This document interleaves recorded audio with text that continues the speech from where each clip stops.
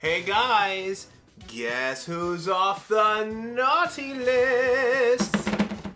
Hey everybody, this is Kodak here, and we are back for the first time in a long time with some Bakugan by Spinmaster. There was a mild kerfuffle when the reboot happened, and I wasn't involved in a lot of the Spinmaster stuff outside of a good look at some of their Toy Fair footage, but you know, that's water under the bridge. I will say that the tussle Spinmaster and I had, one had nothing to do with Bakugan, and two is water under the bridge. So today they have sent me this lovely box ahead of the holiday season, I assume, to show off the things that they want people to be looking at and paying attention for this holiday season. I don't think we're going to be getting any Season 4 spoilers in here. However, I can see that they have they got a lot of Geogun all over the place. I actually haven't really been able to do much about Geogun. I imagine it makes me kind of thinking maybe they finally sent me something because I've been playing hard to get this whole time. It's like, oh, fine, I just won't make any Bakugan content for like a year. And they're like, wait, no. But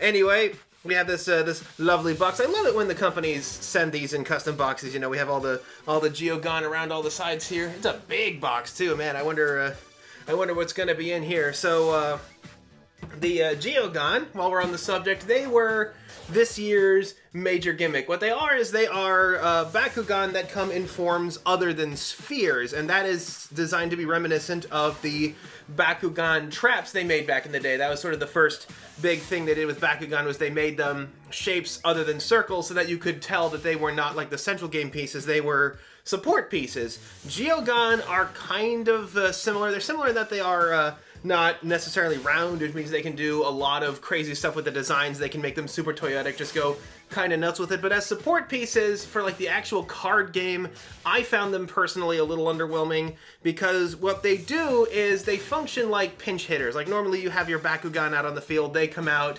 they perform their attack, but what a Geogun does is they take the place of that Bakugan for a turn. You do get the advantage in that you don't have to roll, you actually get to drop this thing in onto the field from wherever you want to basically guarantee that it will pick up a core or get something else, and it does so without having to worry about, you know, roll interference, meaning your opponent can't try to knock you away with their Bakugan. I know that's a common tactic to do with, like, you know, Nilius or Maxitor or something. I used to use Web'em to get around that because it would do this big backflip in the air. And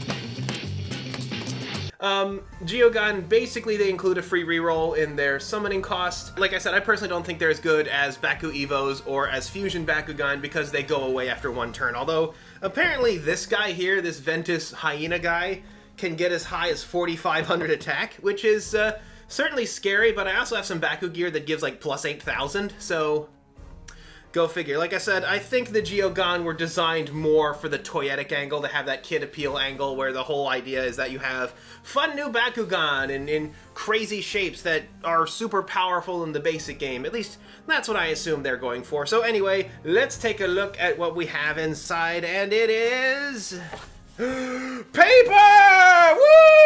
I assume I'm supposed to get excited about this, right? It's what all the other YouTubers do. It's this fun shredded paper that they ship it in, although now that I think about it, wouldn't it be funny if, you know, after I took all this paper away, it turned out that what was inside here was actually like just nothing but paper, and at the bottom was a note that says, "Hi Kodak, just sending this to remind you that you are in fact still on the naughty list. Signed, Spinmaster. P.S. Ha ha ha ha ha ha ha ha ha ha ha."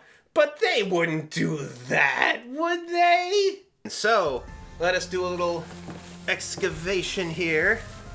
And what we have is, oh, I see a Geogun already.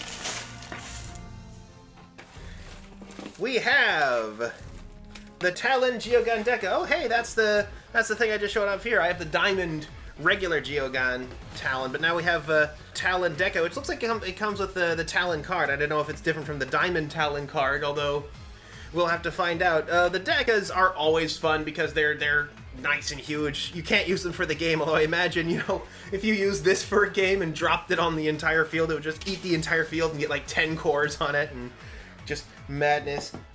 And next we have the Geogun Brawler pack. Uh-oh, I think this is one I already have. But yeah, the Geogun Brawler pack, it's basically the successor to the Fun pack, which came with 5 Bakugan in it. This one contains 3 Bakugan and 2 Geogun, Mutasect and Viperagon. Alright, so this is their $30 thing. It is the thing that directly competes with all the starter decks. I actually have a starter deck, tell you what. Ba-ba-da-ba, here we go, the Bakugan Pro Secrets of the Geogun starter set. So I have seen the actual starter sets in places like Target. For what you get for your money, I'd say go for one of these, because you also get the deck of cards. They've actually stepped up their game on the deck of cards. There's actually a really good, like, solid and clear strategy in this starter deck, along with a lot of really good cards. So they've definitely put up their game on the starter deck. So if you can find these starter decks, they're the same price as the 5-pack, so maybe they're not as great for kids, but if you're looking to play the card game, it's like one of the only ways to reliably get cards right now. And finally, we have Geoforge Dragonoid. Thanks, I kind of already have one. Oh well, I'll be honest, I was not expecting Spinmaster to send me one of these this year. Geoforge Dragonoid is a pretty interesting subject. So what this is this year's capstone toy. Now when I say a brand has a capstone toy, that means it's like the big, truly huge, expensive assortment that they have here. And this, Geoforge Dragonoid, is meant to be the spiritual recreation to Maxis Dragonoid. You might have seen Maxis Dragonoid here, this dusty fellow who is always sitting on my... always sitting on the couch. But what it is unlike the previous 2 years Bakugan specials, which were largely sort of action figures, where they didn't really do anything in the game. Instead, they're just kind of cool action figures.